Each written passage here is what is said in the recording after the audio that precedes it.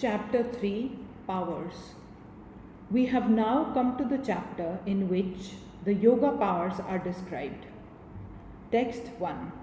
Dharana is holding the mind onto some particular object.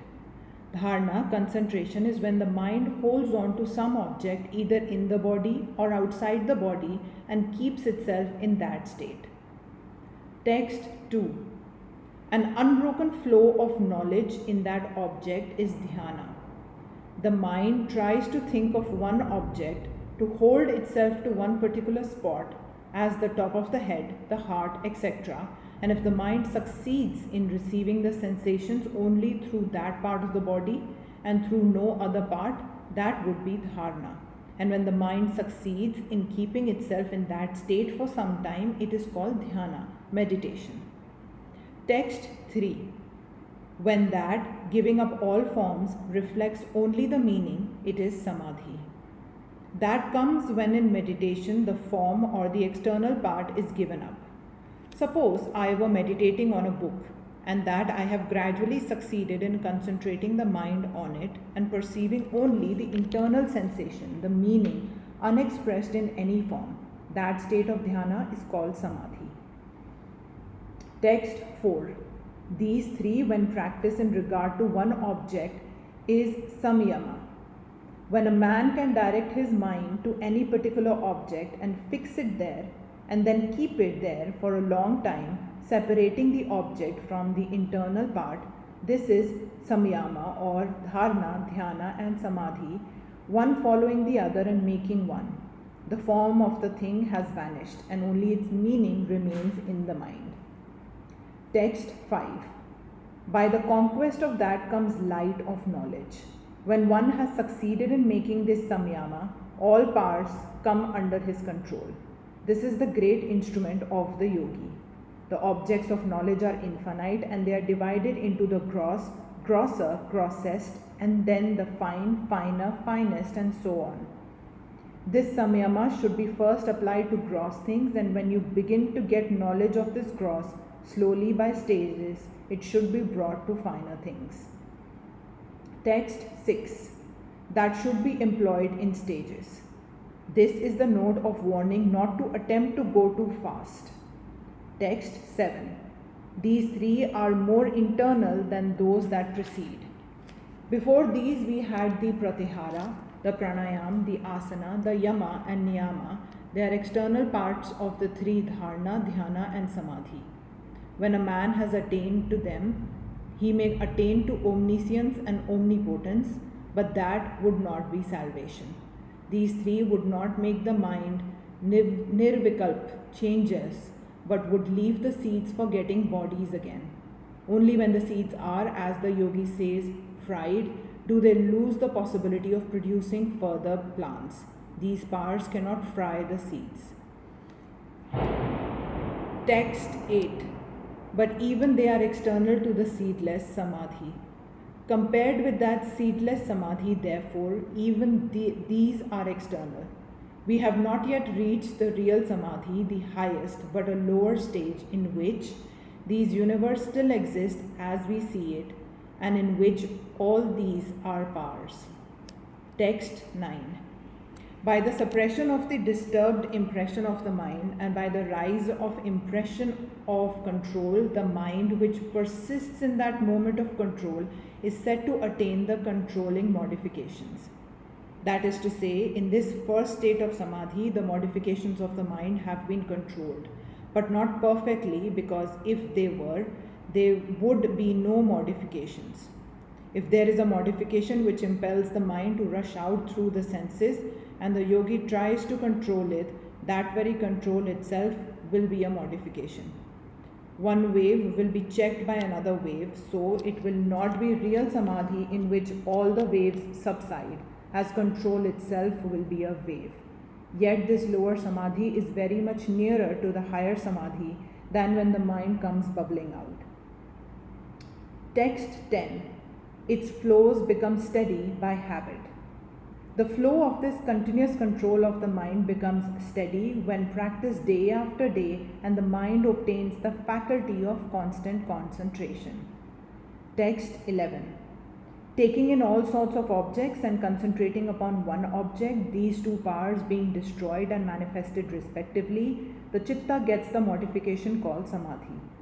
The mind takes up various objects, runs into all sorts of things. That is the lower state.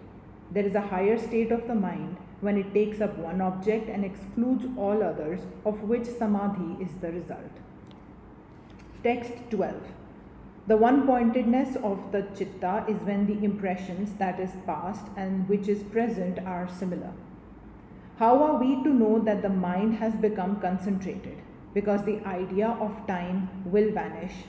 The more time passes unnoticed, the more concentrated we are. In common life, we see that we are interested in a book. We do not note the time at all. And when we leave the book, we are often surprised to find how many hours have passed. All time will have the tendency to come and stand in one present. So the definition is given. When the past and present come and stand in one, the mind is also to be concentrated. Text 13. By this is explained the threefold transformation of form, time and state in fine or gross matter and in the organs. By the threefold changes in the mind stuff as to form, time and state are explained the corresponding changes in gross, the subtle matter and in the organs. Suppose there is a lump of gold. It is transformed into a bracelet and again into an earring. These are changes as to form. The same phenomena looked at from the standpoint of time gives us change as to time. Again, the bracelet or the earring may be bright or dull, thick or thin, and so on. This is change as to state. Now, referring to the aphorisms 9, 11, and 12, the mind stuff is changing into vrittis. This is change as to form. That is passed through past, present, and future moments of time is change as to time. That the impressions vary as to intensity within one particular period, say present, is change as to state. The concentrations taught in the preceding aphorisms were to give the yogi a voluntary control over the transformation of his mind stuff, which alone will enable him to make the samyama named in third aphorism. Text 14. That which is acted upon by transformations, either past, present, or yet to be manifested, is the qualified. That is to say, the qualified is the substance which is being acted upon by time and by the samskaras and getting changed and being manifested always. Text 15. The succession of changes is the cause of manifold evolution. Text 16. By making samyama on the three sorts of changes comes the knowledge of past and future. We must not lose sight of the first definition of samyama.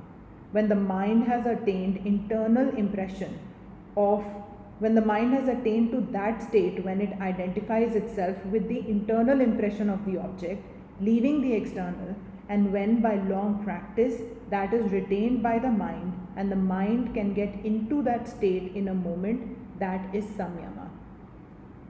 If a man in that state wants to know the past and future, he has to make a samyama on the changes in the samskaras. Some are working now at present, some have worked out, and some are waiting to work. So, by making a samyama on these, he knows the past and future. Text 17. By making samyama on word, meaning, and knowledge, which are ordinarily confused, comes the knowledge of all animal sounds. The word represents the external cause, the meaning represents the internal vibration that travels to the brain through the channels of the indriyas, conveying the external impression to the mind, and knowledge represents the reaction of the mind with which comes perception. These three confused make our sense objects. Suppose I hear a word. There is first an external vibration, next the internal sensation carried to the mind by the organ of hearing, then the mind reacts and I know the word.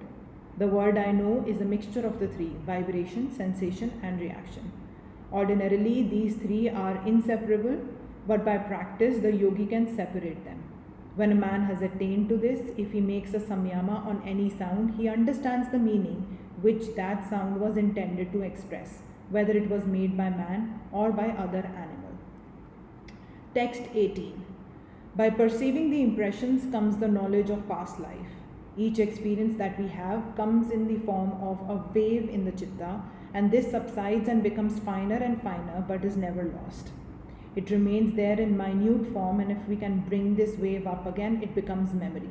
So, if the yogi can make a samyama on these past impressions in the mind, he will begin to remember all his past lives.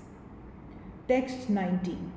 By making samyama on the signs in another's body, knowledge of his mind comes.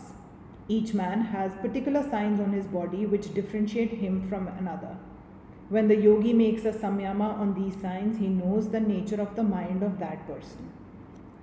Text 20. But not its content, that not being the object of the samyama. He would not know the contents of the mind by making a samyama on the body. There would be required a twofold samyama, first on the signs in the body, then on the mind itself. The yogis would then know everything that is in that mind.